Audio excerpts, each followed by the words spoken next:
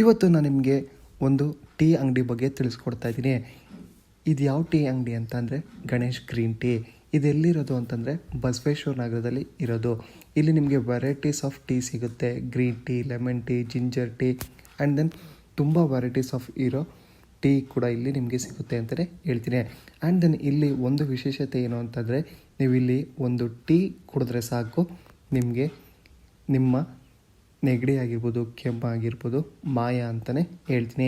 ನೀವು ಕೂಡ ಈ ಗಣೇಶ್ ಗ್ರೀನ್ ಟೀಗೆ ವಿಸಿಟ್ ಆಗಿ ನೀವು ಒಂದು ಟೀ ಕುಡ್ದು ನೀವು ನಿಮ್ಮ ಅಭಿಪ್ರಾಯವನ್ನು ನಮ್ಮ ಕಮೆಂಟ್ ಸೆಕ್ಷನಲ್ಲಿ ಕಮೆಂಟ್ ಮಾಡಿ ಅಂತಲೇ ಹೇಳ್ತೀನಿ.